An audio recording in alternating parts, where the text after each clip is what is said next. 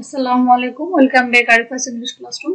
প্রিয় নবম শ্রেণীর শিক্ষার্থীরা, আমরা আজকে এক্সপেরিয়েন্স নাম্বার 5 এর expressing solution to a problem, একটি সমস্যার সমাধানের প্রকাশভঙ্গি এর কিছু অ্যাপেন্ডিক্স মানে শব্দার্থ এবং নেক্সট সেন্টেন্স নিয়ে আলোচনা করব। সো নিশ্চয়ই সবাই শেষ পর্যন্ত ভিডিওটি দেখবে যাতে তোমাদের সেন্টেন্স মেকিংটা খুব ইজি হয়। চলো তাহলে শুরু করে দিই। মেইন ওয়ার্ড দেওয়া আছে এখানে, মানে প্রধান শব্দ, সিনোনিম, মিনিং ইন ইংলিশ, ইংরেজিতে অর্থটা দেওয়া আছে, এন্ড মিনিং ইন বাংলা, এবং বাংলায় অর্থটা দেওয়া আছে। আর সেন্টেন্স, এখানে একটি সেন্টেন্স দেওয়া আছে, ইওর সেন্টেন্স, তোমাকে একটি সেন্টেন্স তৈরি করতে হবে। সো আমাদের ফার্স্ট ওয়ার্ডটা হচ্ছে কনসেন্ট্রেট, মানে মনোযোগ দেওয়া। Make focus or hold attention, কোনো কিছুকে গুরুত্ব সহকারে শোনা বা কোনো কিছু মনোযোগ দিয়ে ধরে রাখার চেষ্টা করা। সো সেন্টেন্সটা আছে দেখো, please concentrate on your studies, বলছে যে দয়া করে তোমার লেখাপড়ায় মনোযোগ দাও। সো এখানে যেমন আছে আমরা ঠিক তেমনটাই দিতে পারি। আর তোমরা নিশ্চয়ই জানো যে আমি প্রত্যেকটা অ্যাপেন্ডিক্সে চেষ্টা করি তোমাদের খুব সহজে যে নেক্সট সেন্টেন্সটা কেমন হবে এটি বুঝে দেওয়ার জন্য এবং ইজিলি তৈরি করার জন্য। আজকেও তোমাদের আমি কিছু টিপস এখানে শেয়ার করব যাতে ইজিলি তোমরা নেক্সট সেন্টেন্স করতে পারো। সো ভিডিওটি শেষ পর্যন্ত দেখবে। সো দেখো এখানে আমরা প্লিজটা গ্রহণ করেছি, এটা যে যা কিছু ছিল সবকিছু নিয়েছি, জাস্ট স্টাডিজ এর কাছে আমি লেসন দিয়েছি। সো তাহলে বলছে যে তোমরা তোমাদের লেখাপড়ায় কি দাও, মনোযোগ দাও। So please concentrate on your lesson, দয়া করে তোমার পাঠে মনোযোগ দাও। সো তোমরা যখন নেক্সট সেন্টেন্স করবে তখন এখান থেকে তোমরা শব্দগুলো চয়েস করবে, জাস্ট একটু শুধু চেঞ্জ করে দেবে। সো আমি এখানে কোনটি চেঞ্জ করেছি, স্টাডিজ এর পরিবর্তে লেসন দিয়েছি। পড়াশোনা বলছিল, এখানে আমি বলেছি তোমার পাঠে, মানে তুমি যে পাঠটি পড়ছো, অনুশীলন করছো সেটাতে মনোযোগ দাও। Next, profound. প্রোফাউন্ড হচ্ছে গভীর, প্রগাঢ়, deep, intense. The student has profound respect for his teacher. ছাত্রছাত্রীরা তার শিক্ষকের প্রতি গভীর সম্মান আছে। সো আমরা এভাবে এখানে বলতে পারি যে she has profound love for his mother. তার মায়ের প্রতি তার গভীর ভালোবাসা আছে। সো সাবজেক্ট হিসেবে স্টুডেন্টের পরিবর্তে গ্রহণ করেছি কি she, এবং has profound respect এর পরিবর্তে দিয়েছি love। সো ইজিলি দেখো এখানে নেক্সট সেন্টেন্স হয়ে গেল, এবং টিচারের পরিবর্তে দিয়েছি মাদার। সো অবভিয়াসলি তোমরা যখন নেক্সট সেন্টেন্স তৈরি করবে তখন সাবজেক্টটা চেঞ্জ করবে, আর কয়েকটা শব্দ জাস্ট চেঞ্জ করে দিলেই কিন্তু ইজিলি তোমরা নেক্সট সেন্টেন্স করতে পারবে। নেক্সট দেখো, ডেলিমিট। ডেলিমিট মানে হচ্ছে সীমানা নির্দেশ করা, set boundaries of something. The fence of garden was built to delimit the boundary, বলছে বাগানটি নির্মাণ করা হয়েছিল সীমানা নির্মাণ করার জন্য বা নির্দেশ করার জন্য। So don't cross limit, don't cross the delimit, যে সীমানা নির্দেশ করো না। এখানে ক্রস মানে হচ্ছে তোমার যে পার হও না বা সীমানাটা অতিক্রম করো না। সো আমরা বলতে পারি ডোন্ট ক্রস দ্য ডেলিমিট, কি করো না, তুমি এখানে যে সীমানা আছে তোমার সেটি তুমি অতিক্রম করো না। ডোন্ট, আমরা এখানে একটা নেগেটিভ শব্দ বসাচ্ছি যে ডোন্ট। ডোন্ট মানে হচ্ছে কোনো কিছু না করতে নিষেধ করা।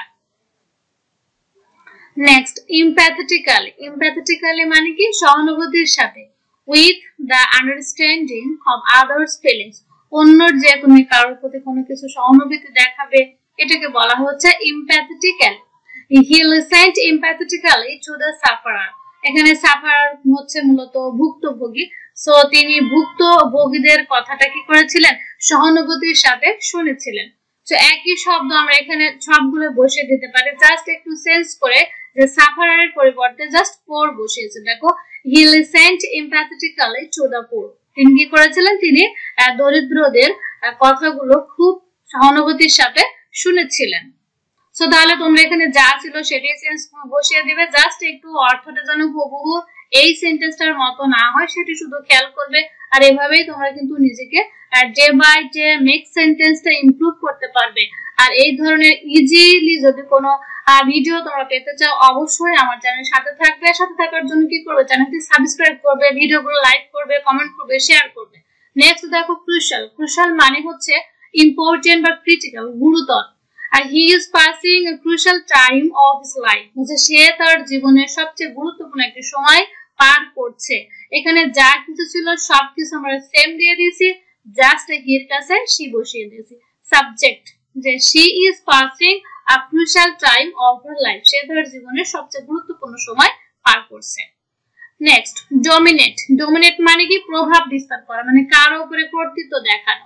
আর show power or authority control, মানে কাউকে তুমি নিয়ন্ত্রণ করছো, এই ক্ষেত্রে ডমিনেট শব্দটি ব্যবহার করা হয়। সো এখানে যেটা দেওয়া আছে হার হাজব্যান্ড ডমিনেটস হার, মানে তার স্বামী তার উপরে প্রভাব বিস্তার করে। আমরা দিতে পারি ফাদার ডমিনেটস দ্য ফ্যামিলি, বাবা পরিবারের উপরে প্রভাব বিস্তার করেন। সো এখানে আমরা কি নিয়েছি, সাবজেক্ট হিসেবে বাবা নিয়েছি, ডমিনেটস দ্য ফ্যামিলি মানে পরিবারের উপরে। Next hesitant. হেজিটেন্ট মানে কি দ্বিধাগ্রস্ত, indecisive. He is hesitant in taking decisions, সে সিদ্ধান্ত গ্রহণে দ্বিধাগ্রস্ত নিত, মানে যখন সে সিদ্ধান্ত নেয় সঠিকভাবে নিতে পারে না। সো এখানে আমরা একই কাজ করেছি, জাস্ট সাবজেক্টটা চেঞ্জ করে দিয়েছি। এখানে তুমি অন্য সাবজেক্টও বসাতে পারো, এই বিষয়গুলো একরকম থাকলেই হলো। তোমার অর্থটা একেবারে যে সেম হতে হবে এই সেন্টেন্সের মতো এমন কিন্তু নয়, জাস্ট অন্য একটা অর্থ প্রকাশ করবে, কিন্তু সেন্টেন্সটা এমনই থাকবে।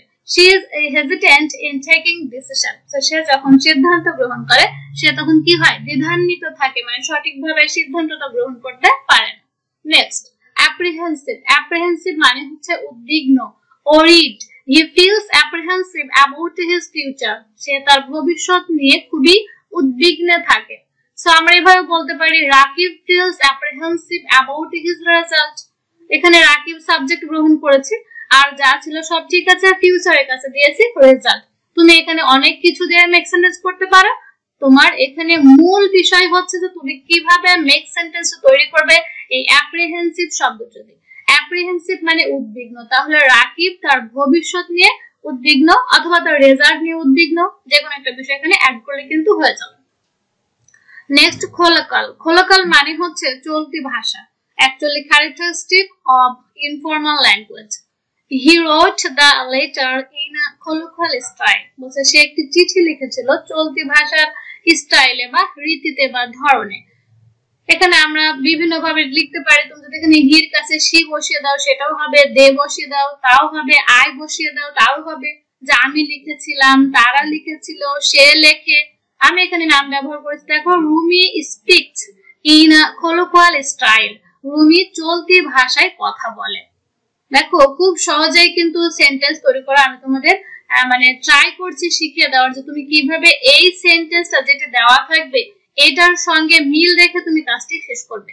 এখানে তুমি যদি শুধু সাবজেক্ট চেঞ্জ করে দাও তাহলে কিন্তু তোমার এখানে ইজিলি সেন্টেন্সটি তৈরি করা হয়ে যাবে।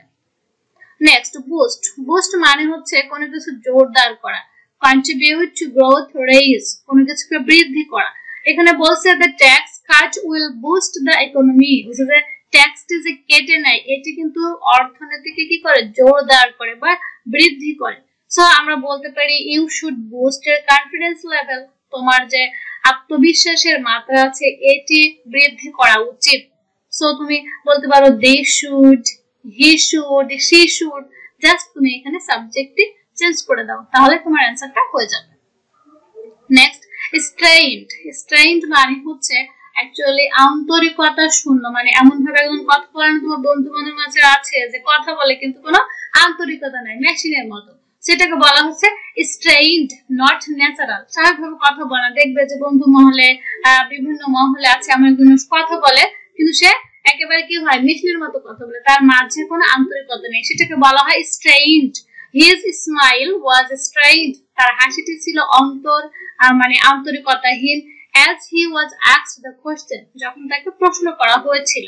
সো আমরা বলতে পারি he spoke in a strained voice, আর সে কথা বলেছিল কি আন্তরিকতাহীন ভাবে। এখানে তুমি হির কাছে she দিতে পারো, they দিতে পারো, you দিতে পারো, I দিতে পারো, বাট শুধু সাবজেক্টই চেঞ্জ করে দাও ইজিলি, তাহলে হয়ে গেল তোমার নেক্সট সেন্টেন্স। তো আজকে এই পর্যন্ত শেষ করছি, নেক্সট দেখা হবে অন্য কোনো ভিডিও নিয়ে। সেই পর্যন্ত সবাই আমার চ্যানেলের সঙ্গে থাকবে এই আশা ব্যক্ত করছি। সবাইকে আসসালামু আলাইকুম।